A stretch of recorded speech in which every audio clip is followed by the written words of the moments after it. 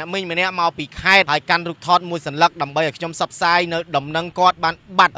ក្រុមគ្រួសារសាច់ញាតិឥឡូវយើងចង់ដឹងរឿងរ៉ាវនឹងតិចមើលឥឡូវនេះគាត់មកដល់គោស្ពានជ្រោយវ៉ាហើយខ្ញុំមកពីខេត្ត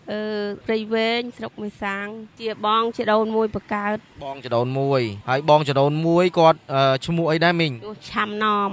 ហើយគាត់បញ្ជូនមកហើយជួន68បាត់នៅក្រុងភ្នំពេញពោធិ៍សែនជ័យអញ្ចឹងហើយគាត់ឡើងមកមីងនៅព្រៃវែងហើយមិនបានគាត់នៅបាត់មកវិញបាត់នៅភ្នំពេញមករសុំបងប្អូនទៅចិញ្ចឹមកូនកំព្រាបាទចា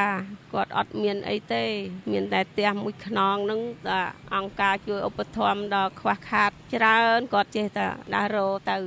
ដើររភ្នំពេញហ្នឹងតាំងពីតាមខេត្តស្វាយរៀងព្រៃវែងអីសពគ្រប់អស់គីឡូគាត់វែងគាត់អីបាទលើដើររមឃើញខ្ញុំមកដល់កន្លែងហ្នឹងនិយាយថាពួកបងនៅកន្លែងណាអីឲ្យគាត់ជួយដល់កំណឹងឲ្យខ្ញុំផងត្រឡប់មករកប្អូនវិញផងបាទគេអាចតំណងមីងតាមណាលេខប្រហែលណាបងបាទ096 311 05 30គុតបងម្ដងទៀតបង096 311 05 30គុត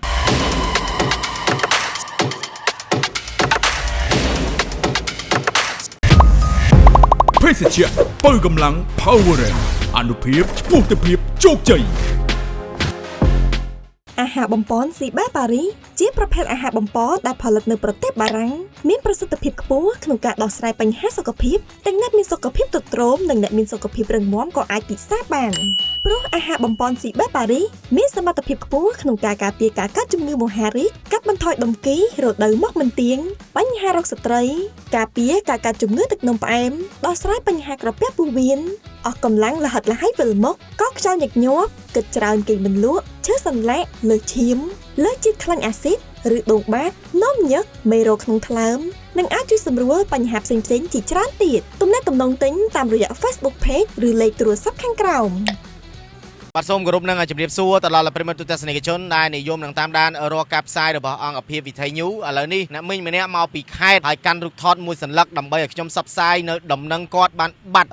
ក្រុមគ្រួសារសាច់ញាតិឥឡូវយើងចង់ដឹងរឿងរ៉ាវនឹងតិចមើលឥឡូវនេះគាត់មកដល់គោស្ពានជ្រោយវ៉ាហើយបាទគឺនៅម៉ោង9យប់ត្រូវនឹងថ្ងៃទី28បាទខែមេសាឆ្នាំ2025យើងនេះបាទជំរាបសួរមីងចាមីងឈ្មោះអីដែរមីងខ្ញុំឈ្មោះពុំយ៉ាបញ្ជូនម៉ានហើយបញ្ជូន56ហើយមកពីណាវិញមីងខ្ញុំមកពីខេត្តព្រៃវែងស្រុកមេសាំងមកព្រៃវែងមកហើយមកដល់ពេញនេះប៉ុន្មានថ្ងៃហើយខ្ញុំមកដល់3ថ្ងៃហ្នឹងហើយ3ថ្ងៃហើយកាន់រូបថតមកស្លឹកហ្នឹងជានរណាគេជាបងជាដូនមួយបកើតបងជាដូនមួយហើយបងជាដូនមួយគាត់ឈ្មោះអីដែរមីងឆាំណមហើយគាត់បញ្ជូនមកហើយជួន68ហើយកាន់រូបថតគាត់មកហ្នឹងមានបញ្ហាអីដែរមីងមានចង់ស្រាវជ្រាវបងប្អូនញាតិជួយស្រាវជ្រាវរបងខ្ញុំផងគាត់បាត់ខ្លួនតាំងពីថ្ងៃទី5ខែ4បាត់នៅណាដែរមីងបាត់នៅក្រុងភ្នំពេញមកដុំណាដែរមីងមកដុំពោធិ៍សែនជ័យអញ្ចឹងហើយគាត់ឡើងមកមីងនៅព្រៃវែងហើយមិនបានគាត់នៅបាត់មកវិញបាត់នៅភ្នំពេញមករសុំបងប្អូនទៅចិញ្ចឹមកូនកំព្រាចាគាត់អត់មានអីទេមានតែផ្ទះមួយខ្នងហ្នឹងតែអង្គការជួយឧបត្ថម្ភដល់ខ្វះខាតច្រើនគាត់ចេះតែដើររទៅឥឡូវនឹងវិញបាត់គាត់ហើយគាត់វិញឬមួយក៏គេចាប់ដែរបានថាស្រាវជ្រាវបងប្អូនឲ្យជួយ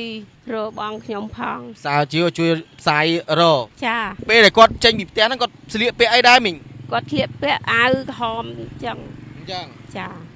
ហើយគាត់មានជីអីឬក៏ស្ពាយកបោកស្ពាយអីទេគាត់ស្ពាយកបោកមកពីផ្ទះនោះប៉ុន្តែគាត់មករនឹងស្ពាយកបោកដើររបងប្អូនដែរចាតែរត់ឃើញចាឥឡូវនេះបើសិនជាមានប្រជាពលរដ្ឋណាប្រទះឃើញអ្នកមីងបញ្ជន6ជាងនេះបាទនៅតាណាគេអាចតំណងមីងតាមណាលេខប្រហែលណាបងបាទ096 311 05 30គុតបងម្ដងទៀតបង096 311 05 30គុតចំមីងមានពាក្យពេចន៍អីនិយាយទៅកាន់បងស្រីទេខ្ញុំមានពាក្យពេចន៍ថាឲ្យបងប្អូនជួយស្រាវជ្រាវឲ្យរកគាត់ឲ្យឃើញផងបើនៅកន្លែងណាជួយប្រាប់តំណែងខ្ញុំផងបាត់អស់រយៈពេលនៅថ្ងៃទី5មកទល់ពេលនេះ20ថ្ងៃ28ហើយ ចិត្តមកខែហើយ ចូលឆ្នាំ ហើយទើបមកឲ្យពួកខ្ញុំសបផ្សាយ ខ្ញុំដើររឿដែរប៉ុន្តែដល់អស់ពេលរមមិនឃើញបានខ្ញុំឡើងមកដល់នឹងឲ្យគាត់ជួយ អស់រយៈពេលចិត្តមួយខែហើយដើររកដល់ណាខ្លះដែរមីង ដើររកភ្នំពេញនឹងតាំងពីតាមខេត្តស្វាយរៀងព្រៃវែងអីសពគ្រប់អស់គីឡូគាត់វែងគាត់អី បាទ លើដល់រមឃើញខ្ញុំបានខ្ញុំមកដល់កន្លែងហ្នឹង នឹកបងស្រីហ៎ ចា មានពាក្យពេចន៍អីនិយាយទៅកាន់បងស្រីហ៎ ខ្ញុំមាននិយាយថាពួកបងនៅកន្លែងណាអីឲ្យគាត់ជួយ